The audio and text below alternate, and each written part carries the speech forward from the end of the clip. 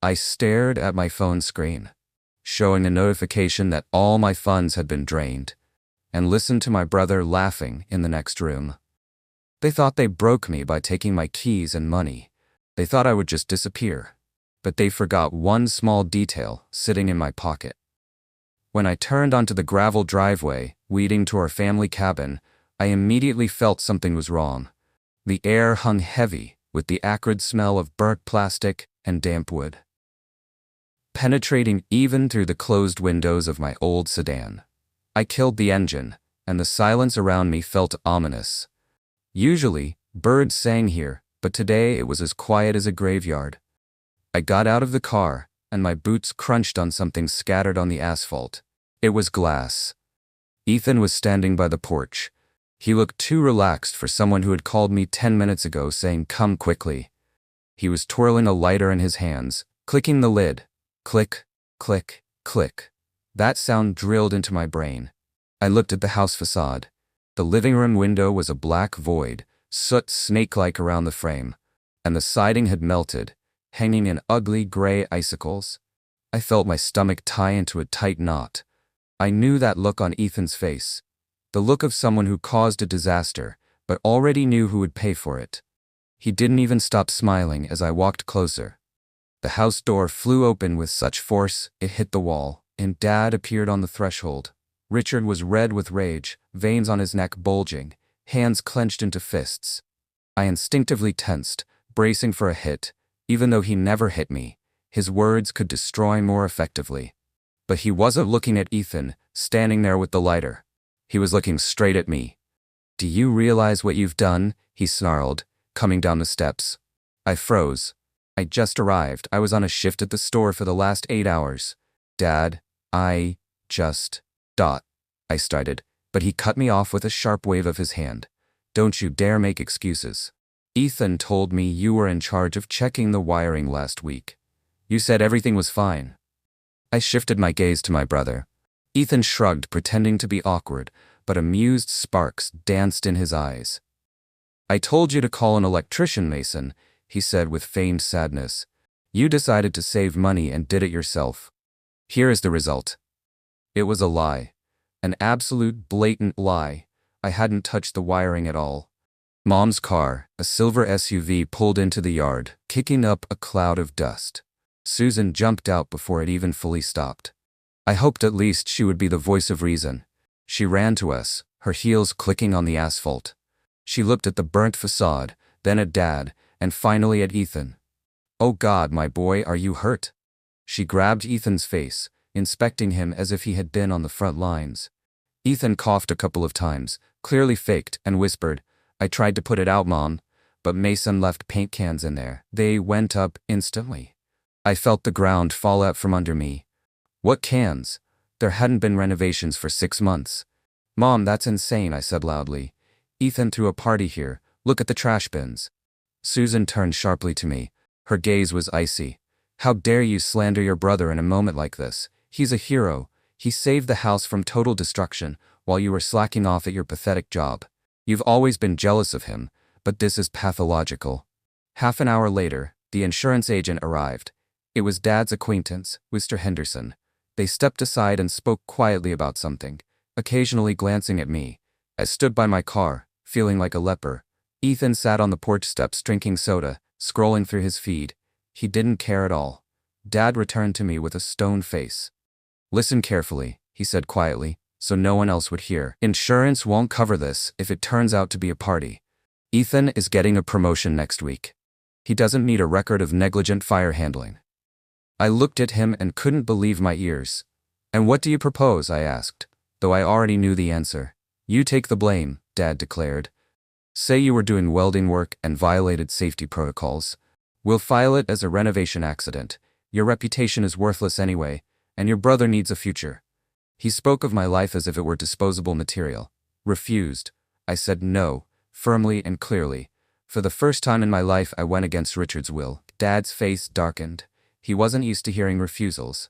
"You live in my apartment," he reminded me, lowering his voice to a hiss. "You drive a car registered to me. You use my insurance. If you don't sign this report right now, I will take everything from you." This wasn't just an ultimatum. It was war. I looked at Ethan, who was watching us with a slight smirk. He knew Dad would do all the dirty work for him. I won't take a felony for his career, I said, trying to keep my voice steady. I turned and walked to my car. I could feel their glare on my back. If you leave, don't come back, Mom screamed. Her voice cracked into a shriek. I got behind the wheel, hands shaking so badly I barely got the key in the ignition. The drive to the city took an hour. During that time, my phone was blowing up with calls. Aunt Martha, Uncle Bob, even Grandma. They all left messages full of venom. How could you do this to your parents? You're selfish. Ethan is such a good boy, and you're destroying the family. Dad and Mom worked fast. They had already created their version of the story, where I was the unstable loser who set the house on fire out of jealousy and was now fleeing responsibility. I felt the ring of social isolation tightening around me. No one wanted to hear my version. I was designated the villain. I pulled up to my apartment building, dreaming of only one thing: locking the door, taking a shower, and turning off my phone. I wanted to hide, but when I got to the 3rd floor, I saw something strange on my door. There was a bright orange sticker hanging there. I stepped closer. It was a notice from the management company. Access restricted, by owner's request. I ripped off the paper, and with shaking hands, inserted the key into the lock. It went in but didn't turn, not a millimeter.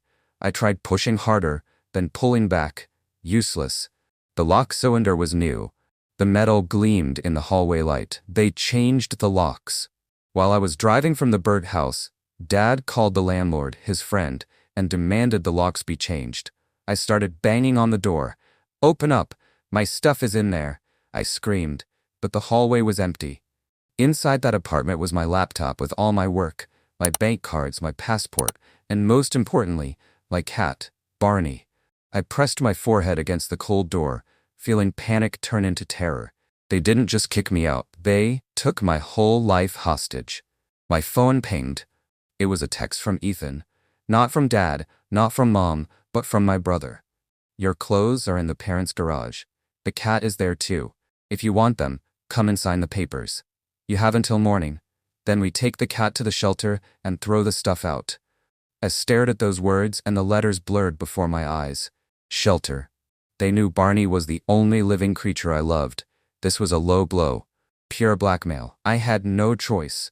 Without a passport, I am nobody. Without a laptop, I lose my freelance job. Without the cat, I can't live. I sat on the stairs in the hallway and tried to calm down. If I go there now, they will force me to sign the confession. If I don't go, I lose everything. I needed a plan. But what plan can a man have with only the keys to a car he doesn't own in his pocket? I went back to the car. It was already dark. I decided not to drive straight to my parents, but to wait. I parked on the street next to their house, turned off the headlines, and watched. Lights were on in the windows. I saw silhouettes. Dad was pacing from corner to corner. Mom was sitting on the sofa. Ethan was nowhere to be seen. Most likely, he was in his room playing video games while my life was crumbling. I felt a chill soaking to the bone. I didn't have a jacket. It was left in the apartment. I found an old picnic blanket in the back seat and wrapped myself in it. 3 hours passed. The lights in the house started going out. First the kitchen, then the living room. They were going to bed, confident in their victory. They thought I was broken and would crawl back on my knees in the morning. I waited another hour to make sure they were asleep. At 2 a.m., I got out of the car. I walked toward the garage, trying to stay in the shadows of the trees. The garage stood separate from the house, but was connected by a covered walkway. I had an old gate remote I kept in the glove box just in case. I hoped they hadn't recoded the signal. I walked right up to the gate and pressed the button. Nothing. Silence. They cut the power to the drive, of course. Richard was paranoid and anticipated everything. I had to go to the side door. It was locked, but I knew a secret. As kids, Ethan and I had a spare key under loose siding, right by the ground. I dropped to my knees, fumbling in the grass and dirt. My fingers brushed against cold metal. The key was there. They forgot about it. I quietly turned the key in the lock and slipped inside. The garage smelled of gasoline and dust. I turned on my phone flashlight, shielding the light with my palm. In the corner, I saw a mountain of my stuff dumped like trash. and on top sat the carrier. I rushed to the carrier. Barney was there, curled up in a ball. He meowed quietly when he saw me. I whispered soothing words to him, checking the lock on the door. Thank God he was okay. I started quickly searching for my backpack with documents in the pile of clothes. There it was. I checked the passport. It was there. Now I needed to leave. I grabbed the carrier and backpack, turned to the door, and the light suddenly turned on. I squinted from the bright flash. Standing in the doorway leading to the house was Ethan. He was dressed, not in pajamas. He wasn't sleeping. He was waiting for me. He had a baseball bat in his hands. I knew you'd come, rat, he said with a smile. He took a step back and slammed the heavy fire door leading to the house. I heard the sound of a bolt sliding, and then the electronic lock on the street door I entered through clicked. I stood in the middle of the garage when the ceiling speaker came alive. My father's voice was calm, controlled, like he was reading from a script. The police are on their way. We reported a break-in, he said, precise. He spoke as if everything had been prepared in advance. If they find you here, it's trespassing and theft. You'll be arrested on the spot. I studied the workbench carefully. Papers were laid out neatly. A pen rested on top. A confession, a blank signature line. Sign it, he continued, and we'll tell them you were allowed in, no questions asked. Then it clicked. The call, the locks, the timing. Everything had been planned ahead. Ethan wasn't nervous. He was calm, waiting. I slowly took out my phone. The screen was cracked, battery almost dead, but enough. I started recording and placed it on the workbench. Say that again out loud, I said, steady and clear. The speaker went silent. No one answered. That silence spoke louder than any words ever could. I waited a few seconds, letting the weight of it sink in. It was clear now. They had trapped themselves and the truth would finally be on my side. Ethan laughed first, not nervous, not rushed, confident. You always make things complicated, he said, stepping closer to the door. I knocked the grill over. So what? He spoke calmly, without a hint of fear. They chose me anyway. They always do, he added. I stayed silent, didn't interrupt. He kept going. You're just here to absorb the damage. Sign it, and this ends, he said. I glanced at my phone. The upload bar had reached the end, the file saved. I raised my head and spoke clearly, steady. Now you said it out loud. Ethan's laugh stopped immediately. A click came from the speaker. My father's voice returned, slower, less confident. He asked a question. No one answered him. In that moment, I realized the balance had shifted. This time, the game was over. They couldn't deny what had just been said. I stepped back, watching, understanding control had returned to me. For the first time in a long while, the truth was stronger than their lies. The sirens arrived fast. I didn't run. I stepped out through the side door and stopped near the garage, assessing the situation. Headlights hit my face, but I stayed calm. I raised my hands slowly, without panic. The officers entered first, carefully scanning the garage. They spoke briefly, among themselves. Then I showed them the recording on my phone. Then another file, the one that caught Ethan's confession. Their expressions changed. Tension was clear. They walked into the house and came back a few minutes later, already with a different approach. No more questions for me. Ethan was taken out first, quietly, without resistance. My father yelled, tried to explain, but no one listened. My mother stood aside, silent, not intervening. I collected my documents, checked my passport and laptop. I picked up the carrier with Barney. I walked out of the garage without rushing, without looking back. For the first time in a long while, it felt like justice had been served. They faced the consequences, and I had freedom.